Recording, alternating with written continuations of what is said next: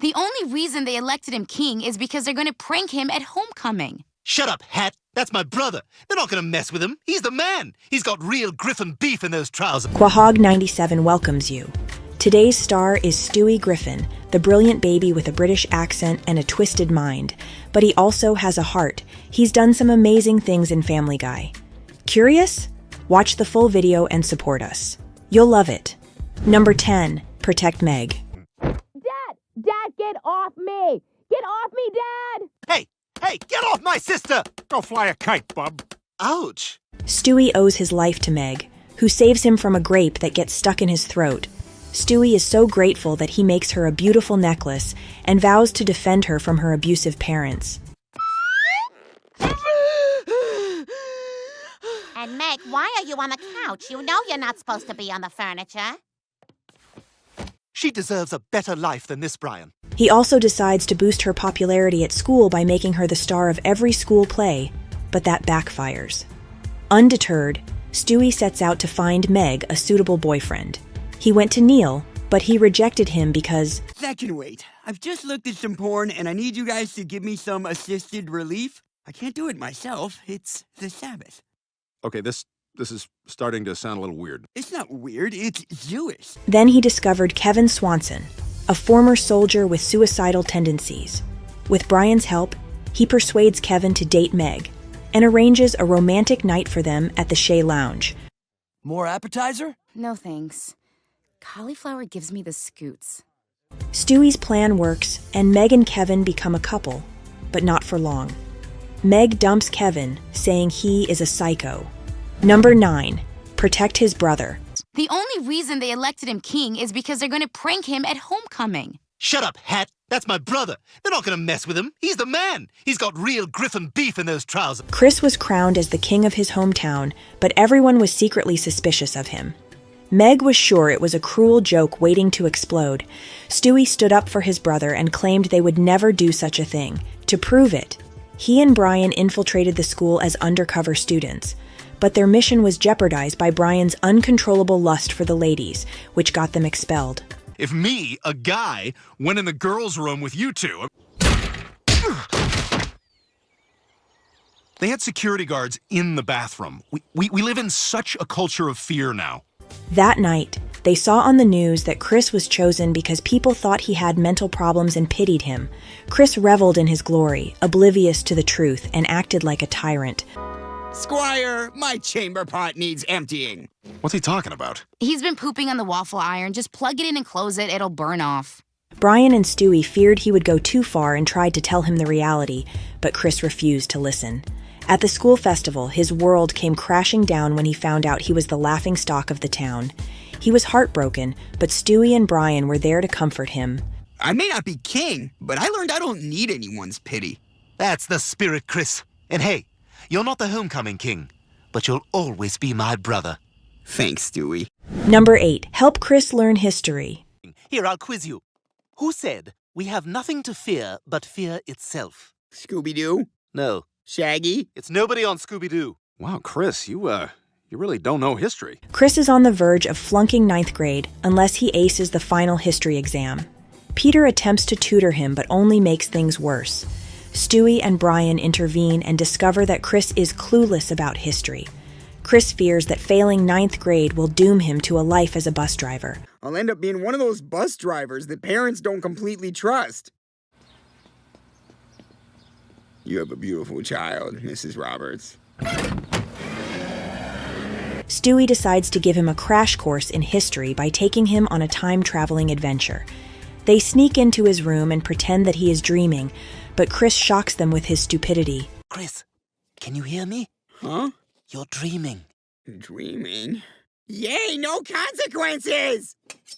Ah! So lifelike! Stewie drags him to various historical events, such as the Louisiana Purchase in 1803 and the Lost Generation in Paris 1920, hoping to spark his interest. But Chris is too dumb to learn anything and even steals a time travel disc and hops on the Titanic. And I'm gonna win that bowling tournament, with or without you! What is he? What? He doesn't even know what we're preparing him for. When the ship hits an iceberg, Stewie and Brian are trapped and terrified. but Chris comes to their rescue and apologizes for his actions. Number 7. Save Brian's life. Brian, look out! What the hell? You're alive, my friend! What? When Stewie decides to visit Jamestown in the 17th century, he makes a huge blunder by giving guns to the Native Americans. He comes back to the present and discovers that he has created a new reality where America is under the control of the natives. Crap, they got away. Better call the boss. Damn, I'm not getting a smoke signal here. He realizes that he has to undo his mistake and persuades Brian to accompany him on a risky trip to the past. They successfully get their guns back and reverse the timeline. Listen, we've just been informed that these guns are defective. We're from the gun company. Anyway, you know how we like to take things back from you people? Well, we're going to go ahead and take these. That's right, we're from Gunco. Shut up, you're blowing it. Stewie decides to get rid of his time machine as it has caused him and Brian too much trouble and danger. They decide to have some fun and play some sports. However, tragedy strikes when Brian is run over by a car and dies in front of Stewie's eyes. We're all gonna miss him, Peter. We're all gonna miss him very much. Damn it, Ortiz, stop swinging at junk. Stewie is devastated and blames himself for Brian's death. He is unable to connect with Peter's new dog, Vinny, who tries to comfort him. Vinny finds out that Stewie has hidden some time machine parts and helps him put them together. Stewie travels back in time and rescues Brian from the car crash. Brian,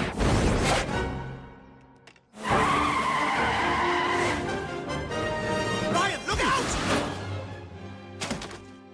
Number 6. Stewie saves Rupert. Oh, Rupert, thank God you're alive! I'm ready now. I'm ready to get off the pill. I think we should start trying. The company that made Rupert recalls the bears for the eyes potentially coming loose, and Lois sends him back. Stewie was heartbroken. He vowed to rescue his beloved bear from certain doom and enlisted Brian as his sidekick. Come on, Brian. Tell you what, you drive me to Middleborough, and I'll teach you my secret to picking up chicks. Hey, you, me, baboom, huh? They slipped into the factory as part of a tour group and made their way to the bear room. But there was a hitch. How to tell the real Rupert from the fakes. Brian suggested Stewie take the giraffe he gave him earlier, but Stewie rejected it. You know, for every one they sell, they save a giraffe in the wild. Sorry, giraffe. They only bought one. Nah, they returned it. He saw Rupert on a conveyor belt leading to a scorching furnace and dashed after him. He rescued Rupert from the brink of disaster, but got trapped under a colossal dollhouse. Brian, do something! Brian used a pogo stick to wreck the machine and free them. Stewie and Rupert were inseparable again, until Stewie hugged Rupert so hard that one of his eyes flew out and choked him. Poor Stewie. Mom, Stewie's dead. Number 5. Help Chris win the role of Romeo. Wow, you're amazing. Do you think you could give me some pointers? It will be my great honor. That was also acting.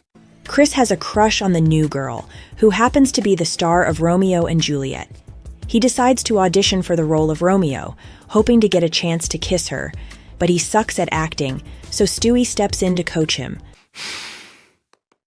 Hi, Juliet. Damn it, Chris, I'm not ready. But you were standing like a girl. My body work was perfect, yes, but I still hadn't touched the soul. Stewie also swipes right on the principal's Tinder profile, pretending to be a hot blonde. The principal falls for the trap and gives Chris the role. Are you sure you're not a baby pretending to be a middle-aged divorcee? Would a baby be wearing a sheer chemise from Lane Bryant? Chris, congratulations! But Stewie and the principal clashed over the direction of the play, so Stewie used his old trick to get rid of the principal. He created a fake profile on Farmers Only and texted the principal. Oh, my first response on Farmers Only. A divorcee in Ohio wants to show me her sheer Lane Bryant teddy. Fine, the show's yours. The new girl was eager to kiss Chris for Real during the rehearsal, but Stewie's strict direction made her quit. Chris was heartbroken, but Stewie was ecstatic. He had finally achieved the acting excellence he always dreamed of. The show went on, and Stewie played Juliet himself. Number 4. Save Brian from hallucinations. What the hell are you trying to do, man? Those mushrooms are messing you up. Lesbians and deaf women wear the same clothes. A freak storm named Flozel slams into Quahog, trapping the Griffins in their house, and also fries their satellite dish, cutting off their TV, which makes staying indoors even more lame. Bored out of his mind, Brian busts out his secret stash, which is a trippy mushroom that makes you see crazy stuff and feel awesome for a few hours. Are you gonna be cool? Oh, yeah, I'm totally cool about that. I have a lot of friends who do it, and they're willing to do it around me all the time because they know I'm so cool about it and I don't judge them. So, go ahead. When Brian pops the shroom, Stewie says he's getting a contact high. Then Brian starts seeing weird things and freaking out. The horror show begins when Brian slices off one of his ears in front of Stewie, who freaks out too. Brian? I'm gonna cut my ear off to prevent World War II. Oh God! Oh God! He grabs a needle and thread to stitch Brian's ear back on and tells him to snap out of it like he did when he saw Lady Gaga naked.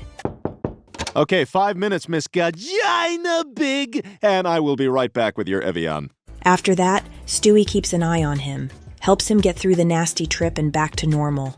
Number 3. Train Chris to become a butler. You're going to have to be the host of Thanksgiving. You have to do everything the fat man normally would. You mean like fall asleep on the toilet and have a big red ring on my bum for a week? Peter and Brian have to go buy turkey for Thanksgiving dinner because they ate all the chicken Lois bought last night.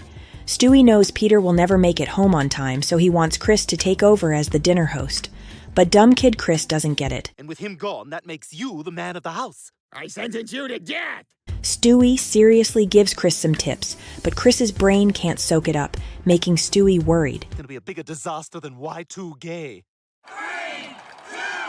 I hope my dad's not watching ABC. He drags Chris down to greet everyone, but Chris doesn't act like a gentleman. Instead, he says and does some nasty things. Hi, Grandma. I got some down there hair now. Wanna see? At dinner time, Stewie goes up to his room to call Chris to host dinner, but finds out that Chris is wasted and can't come down to host. In a drunken stupor, he even uses a gun to shoot off the head of a live turkey to celebrate Thanksgiving. Number 2, fight against bullies at school. The way those kids were picking on you today in school, you really have got to stand up for yourself. Stewie, it's not so easy. What would you say if I said, "Hey there, shorty"? I'd say have another donut, you albino gorilla. Brian takes Chris on his car to the place of learning where he faces the ones who hurt him. Stewie watches this and his heart is heavy for him. Stewie goes to talk to Chris about his trouble and gives him his hand. He goes to the place of learning and teaches him to speak back to the ones who hurt him. Stewie helps Chris stand up to them when they say his face is puffy when he gets close. I heard you were born out of your mom's butt. I heard that from your mom while I was doing her. You're a butt baby, that's why you've got moles all over your chest. Leftover birth duke. The ones who hurt him go to another one in Neil Goldman, and Chris stops them, and he soon learns his skill of talking with Stewies. Help has a good side. He did not expect when he is loved by girls. That was really nice. Back away, foul wench! Your wide hips hold no temptation for me! I mean, you have a vulva and fallopian tubes. Stewie thinks his job is done and wants to leave Chris by himself, but Chris makes Stewie stay and help him. At last, Stewie can't take it anymore and wants to get away, saying that Chris is the one who hurts others. Chris sees his wrong and asks for pardon. Number 1, help Chris realize his dream. Hi, Ellen. Hi, Chris. This is my little brother, Stewie. Your hair makes me laugh. I'm guessing this one owned a bunny, but not anymore. Chris had a crush on Ellen, the girl in his math class, but he never had the courage to tell her. When he and Stewie got lost in the woods, he confessed his feelings and hoped to survive and ask her out. Luckily, they were rescued, and Stewie decided to play matchmaker for his brother. They tracked down Ellen at school, but Stewie were shocked to find out that she had Down syndrome. Hi, Chris. Wait a minute, that's the girl? Yeah, isn't she special? That's the way the state of Rhode Island would put it. There's something up with her, isn't there? Yeah, she's got Down syndrome. Oh, okay, well, there we go. Chris didn't care and still wanted to date her. With Stewie's help, he dressed up, acted polite, and charmed her into saying yes. They became a couple, but Chris soon realized that dating a girl with Down syndrome was not easy. Boy, you're tougher than a doggy dominatrix. Do it. Do it. Come on, do it. Do it. Do it. Oh, yes!